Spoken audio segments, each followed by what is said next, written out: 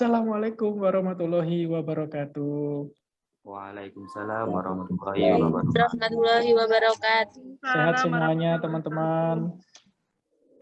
Alhamdulillah sehat. Alhamdulillah. Di mana ini Padan? Di rumah? Di pondok, Bosan, Bapak. Mbak.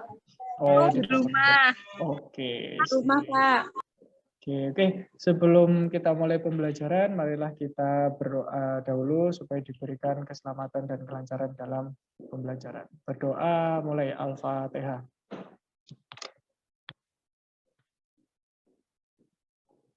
Amin. Oke. Semoga semuanya sehat. Nah, oke, berikutnya masih ingat nggak tentang RPS kita?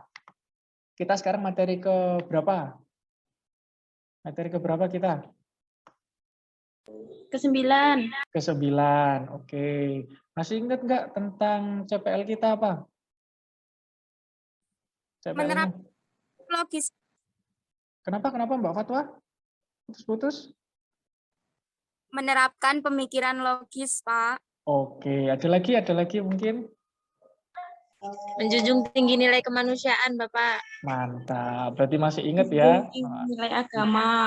Mantap, dari beberapa pertemuan masih ingat ya? Nah, ini jadi CPL kita tentang menjunjung tinggi nilai agama, menghargai keanekaragaman, mampu menerapkan, dan lain-lain. Terus MK kita itu apa? Yaitu memahami perencanaan pembelajaran, model pembelajaran, dan karakteristik apa pembelajaran. Ayo, deskripsinya apa? Masih ingat nggak? Masih, Pak. Apa? Deskripsinya apa? Kita dapat merancang dan menyusun dan mempelajari mata pembelajaran yang kita dapat. Oke, kita cek. Oh, benar ternyata. Just masih ingat. Oke, di pertemuan ke-9, ya, kita ke-9, jadi kan itu ada 2 pertemuan kita, 9-10 kita mempelajari tentang metode pembelajaran. Oke, metode pembelajaran kita mempelajari itu dari mulai kita menjelaskan metode, macam-macam, dan karakteristik dari metode pembelajaran. Serta kita akan menggunakan metodenya dengan diskusi dan penugasan di akhir. Oke, dari sini ada yang ditanyakan dari RPS-nya? Sudah aman ya, teman-teman? Oke, kita masuk ke materi pembelajarannya. Nah, oke, ada yang tahu karakteristik metode pembelajaran itu apa? Apa? Ada yang tahu? Ciri-ciri dari suatu metode. Ciri-ciri dari suatu metode. Ada yang lain? Mungkin Mbak Vira? Mbak Vira? Suaranya belum muncul? Cek. Halo? Suaranya belum muncul? Suaranya belum muncul ya. Saya terkendala sinyal ya sepertinya. Oke. Metode pembelajaran. Metode pembelajaran itu suatu cara yang ditempuh oleh guru ya kan untuk menyampaikan sebuah materi pembelajaran. Sehingga materi pembelajaran itu bisa tersampaikan. Itu metode pembelajaran. Tanpa adanya metode pembelajaran, seorang guru tidak akan bisa menguasai kelas, menguasai ruangan. Nah, apalagi siswa-siswa sekarang kan lebih modern ya, lebih kreatif, apapun bisa digunakan, internet dan lain-lain itu bisa digunakan. Kalau karakteristik, ada yang tahu apa karakteristik pembelajaran? Kalau karakteristik, nah ini karakteristik. Karakteristik metode pembelajaran berupa watak dan tabiat. Ya kan? Tanpa adanya watak dan tabiat, nah karakteristik tidak akan muncul. Di mana ada karakteristik, pasti di situ ada watak dan tabiat. Ya kalian sendiri kan punya watak dan tabiat kan. Ada yang malu-malu, ada yang masuk, ada yang enggak, ya kan? Ya seperti itu. Nah itu merupakan apa? Merupakan salah satu contoh dari karakteristik. Oh ya, saya lupa. Ini presensi sudah saya share di chat ya. Nanti silakan diisi. Nanti di akhir selepas dari ini akan saya tutup. Oke? Oke, Baik, sambil Pak. diisi. Oke, dari karakteristik ini, ya kan? Dari karakteristik ini memang seorang guru harus memiliki. Tanpa adanya karakteristik kita tidak bisa mengelola kelas juga. Pasti guru itu akan emosian, ya kan? Akan terjadi bully membuli, akan terjadi kekerasan, akhirnya sampai banyak guru yang dilaporkan polisi dan lain itu karena karakteristik tidak terjadi saling tenang atau saling mengontrol emosinya. Kalau kita mengontrol, ya gitu kita bisa memberikan sebuah rasa nyaman di siswa tersebut. Nah, di sini karakteristik metode pembelajaran itu digabungkan menjadi apa? Menjadi sebuah metode pembelajaran yang diterapkan pada suatu kelas dengan melihat karakteristik peserta didik. Ya. Tanpa kita tidak melihat karakter peserta didik, kita tidak akan bisa menjadi guru yang baik. Termasuk salah satunya nilai siswa itu akan rendah. Karena kita tidak tahu di dalam satu kelas itu ada anak yang kurang, ada anak yang rendah, ada anak yang tinggi, ya kan? Ada anak yang sedang. Apalagi sekarang sekolah itu punya slogan bahwa anak berkebutuhan khusus itu bisa sekolah di mana saja, ya kan? Ramah disabilitas. Nah, sekarang itu lagi booming itu. Memang anak disabilitas tidak bisa dibedakan, disamakan seperti kita. Juga sama-sama manusia, sama-sama butuh ilmu. Nah, dari karakteristik ada yang ditanyakan, karakteristik metode pembelajaran. Aman ya? Cukup jelas ya? Oke. Nah, ini adalah metode pembelajaran. Ada 6 ini. Ada kayak wisata, ada talking stick, ada simulasi, ada discovery learning, ada brainstorming, dan diskusi. Nah, sekarang ini yang kita pakai itu adalah diskusi. Dan apa? Dan brainstorming. Saya menggabungkan dua metode pembelajaran itu. Ada yang pernah tahu nggak metode pembelajaran ini? Ada yang pernah tahu? Mbak Yuyun pernah tahu? Pernah tahu? Nggak pernah? Mungkin Mbak Fatwa? Pernah tahu? Pernahnya itu yang diskusi, Pak. Kalau brainstorming belum. Diskusi. Oke. Mas Bagus, pernah tahu nggak dari keenam ini? Belum tahu, Pak. Belum. Mbak Ilya?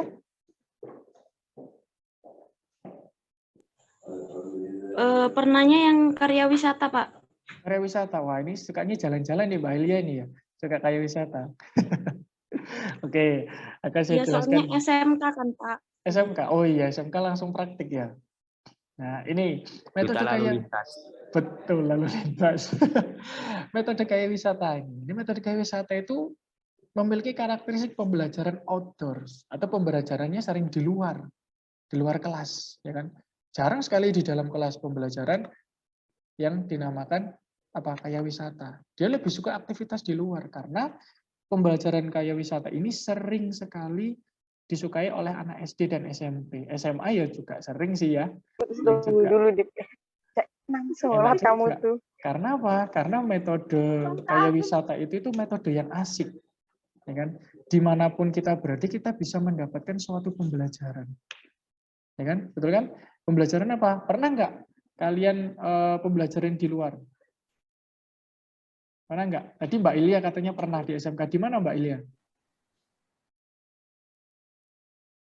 Cek. Halo?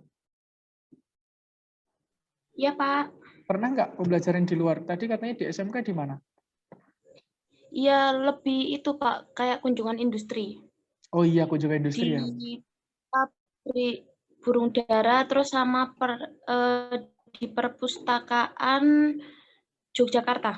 Waduh, sampai Yogyakarta. Asik ya memang ya pembelajaran kayak wisata itu ya. Asik, Pak. Iya, ya itu memang jalan-jalan tok, betul. Enaknya itu. Kita perlu kayaknya ya metode kayak wisata ini ya nanti ya. Siap. Harus, Pak. Harus betul, sip. Nanti kita agendakan ya. Jadi metode kayak wisata itu memang intinya kita pembelajaran di luar dan memberikan stimulus berbasis praktek.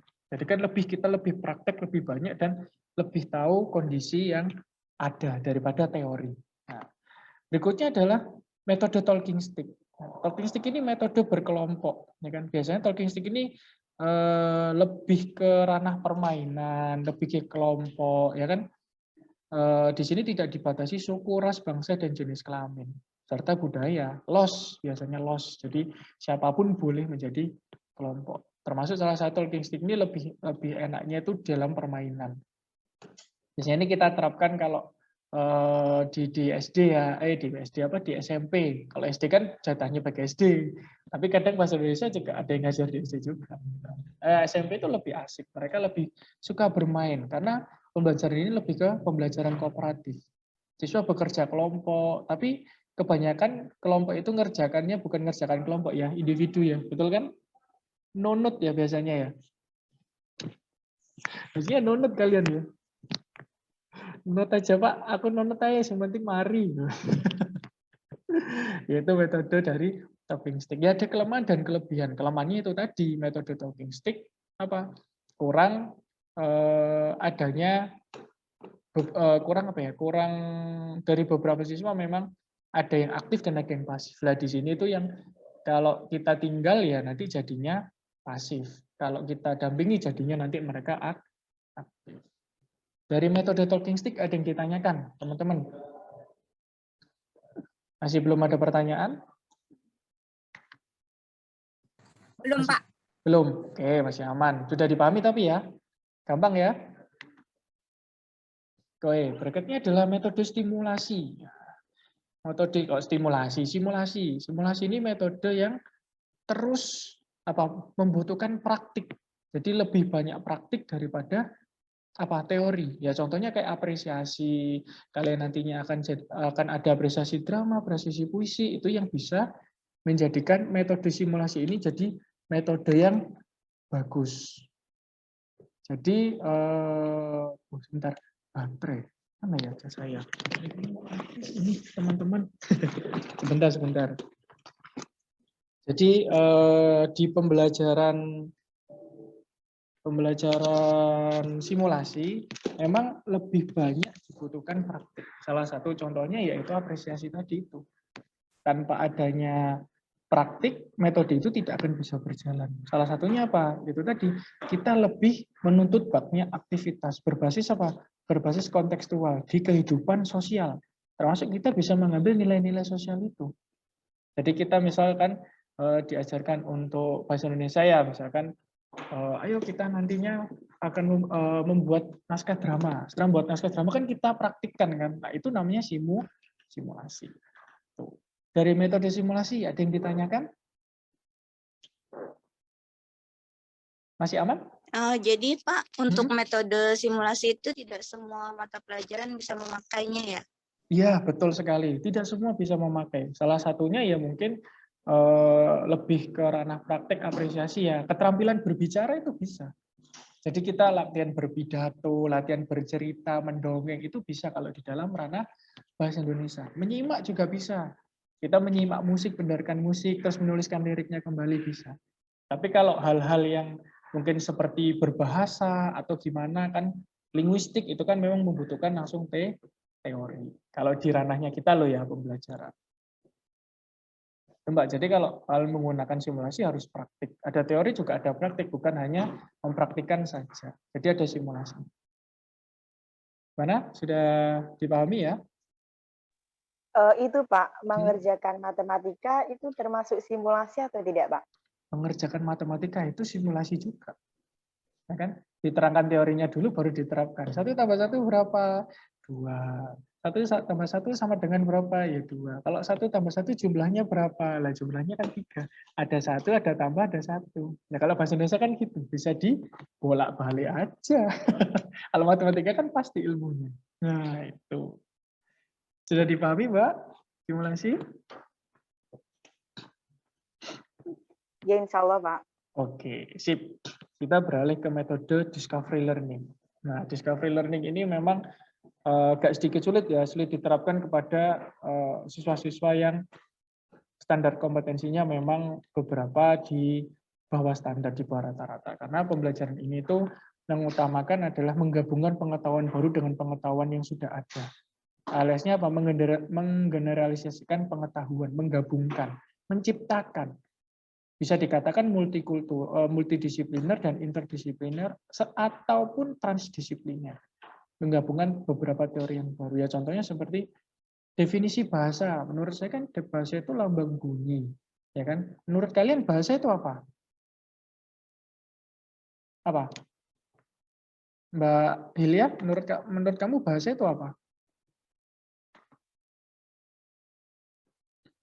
Halo, Mbak Hilya? Sebenarnya nggak terdengar lagi ya. Mungkin Mbak Yuyun? Cek, Mbak Yuyun. Alat komunikasi mungkin, Pak. Nah, alat komunikasi. Kan sama intinya ya kan. Saya mengatakan lambang bunyi, Mbak Yuyun mengatakan alat informasi. Kalau digabungkan, apa bahasa itulah alat yang menghasilkan sebuah informasi. Atau lambang bunyi yang menghasilkan sebuah informasi. Nah, itu salah satu masuk ke discovery learning. Jadi kita harus apa?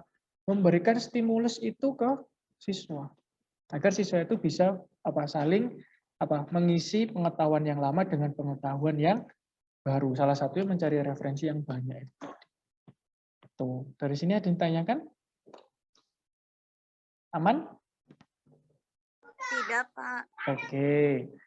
Ini adalah brainstorming. Lah ini metode brainstorming. Metode brainstorming itu yang kita gunakan sekarang, selain menggunakan diskusi ya, jadi brainstorming itu mengeluarkan ide. Nah, seperti di gambar itu, kita tetap diskusi, tapi ide-ide itu muncul terus.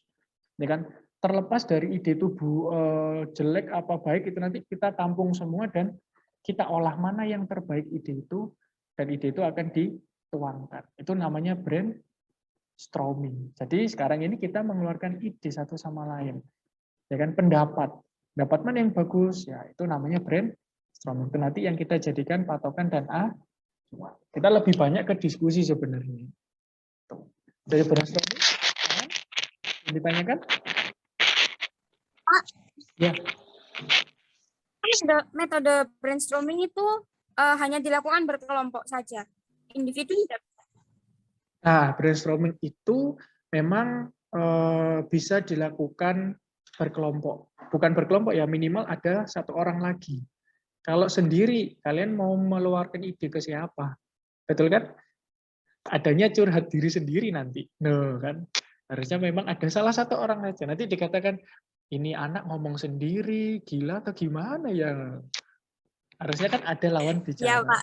Sebenarnya sih nggak apa-apa ya, cuman ya dituangkan ke tulisan aja sebagai curhatan lah, itu ya ide itu namanya. Boleh itu, bagus. Ya minimal adalah satu orang teman lah, entah pacar, entah siapa itu. Oke, dari brainstorming sudah dipahami teman-teman? Oke. Sudah. Sip. Berikutnya ini diskusi ini yang kita gunakan sekarang. Kita memecahkan masalah, menjawab masalah. Masalah apa? Yang saya tanyakan, Anda menjawab, ya kan? Itu namanya diskusi. Ini metode yang paling dasar sekali yang sering kita gunakan, yaitu metode diskusi. Itu paling simpel lah, paling awal. Jadi diskusi membutuhkan beberapa orang untuk menghasilkan sebuah pemecahan masalah. Itu namanya diskusi. Oke, dari sini menurut kalian apa yang kalian dapatkan dari keenam metode tadi? Apa? Mbak Yuyun? Yang kamu dapatkan dari 6 metode tadi apa? Pengetahuan baru, Pak. Mungkin sebelumnya kan kalau belajar kita cuman tahu ya menerima pembelajaran aja, tapi dari sini kita tahu bahwa belajar itu model pembelajaran itu ada banyak dan kelas-kelas itu menyesuaikan gitu. Kelasnya seperti ini, berarti kita harus memakai metode pembelajaran yang seperti ini gitu. Oke, bagus. Sip. Kalau Mas Fajri, menurut Mas Fajri apa yang didapat dari metode pembelajaran? Ya itu tadi Pak, sama Pak. Apa? Mendapatkan ilmu baru. Mendapatkan ilmu baru, bagus. Sip. Jadi sudah paham ya tentang metode pembelajaran.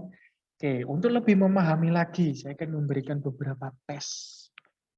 Oke, beberapa tes. Jadi ada 3 pertanyaan.